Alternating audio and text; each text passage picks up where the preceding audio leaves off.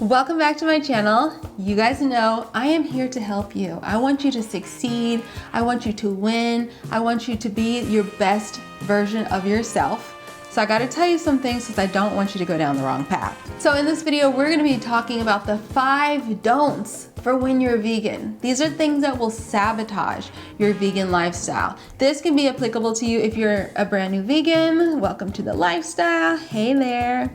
Or it can also be very applicable if you've been vegan like me for 10 years. It doesn't matter. We all have a tendency to have bad habits. But hopefully this video will help you get back on the path to vegan success, and hopefully it'll help you avoid making these mistakes in the first place. Now before I get started, make sure you smash that like button. Give this video some love. That really helps my channel. That's the best thing you can do to support my channel. Well, that and also subscribe.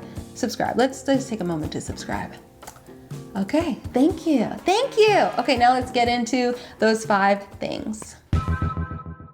The first mistake that so many vegans make is eating too much junk food and too much processed food, especially now in 2021. Because let me tell you, when I became vegan in 2011, we did not have the wide variety of vegan cheese, vegan meats, vegan yogurt, vegan everything. Like now, I don't even know why you're not vegan, because you can literally have everything that you love that's not vegan, you can have it vegan. However, that should not make up the majority of your healthy, balanced vegan diet. It should be about 20% or less. So 80% of what you eat should be that wholesome, rich, colorful, plant-based food, things that you recognize as actually having grown out of the ground, that are actually from nature and not just from a factory. Which factory food is great too, but you want to make sure that's 20% or less of your diet. Why? It's because eating the 80%, so those wholesome,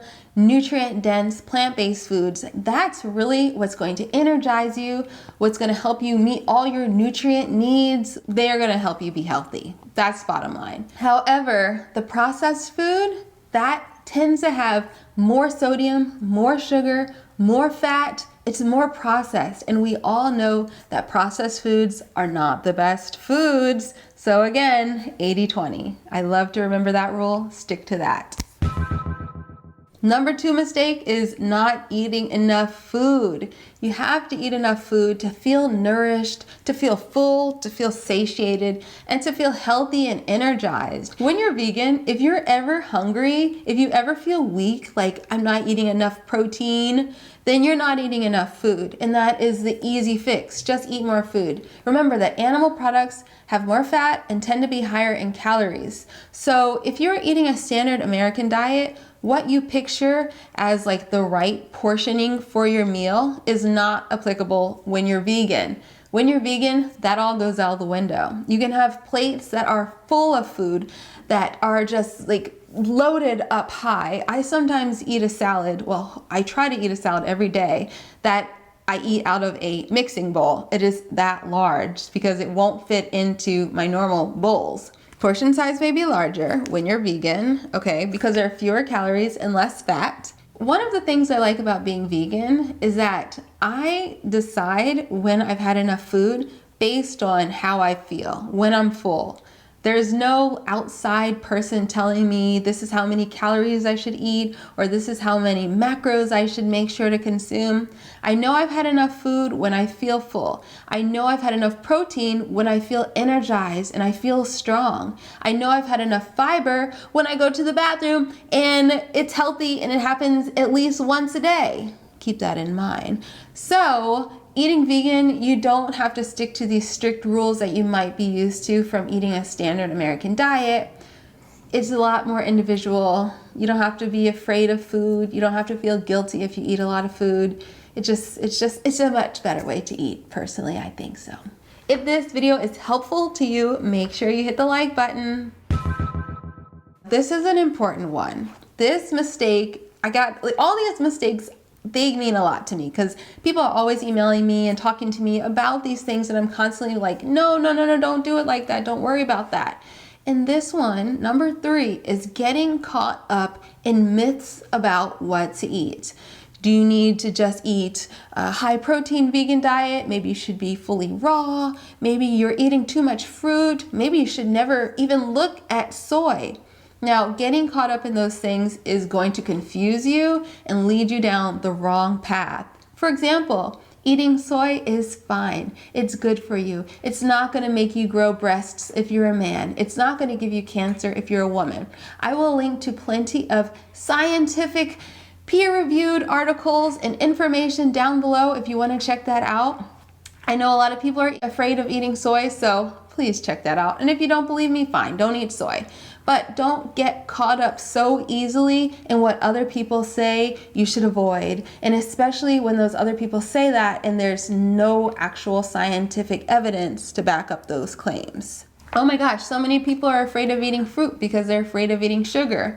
Well, fruit is healthy. Fruit is good for you. If you don't believe me, don't worry. I will link to some information down below about why fruit is good for you.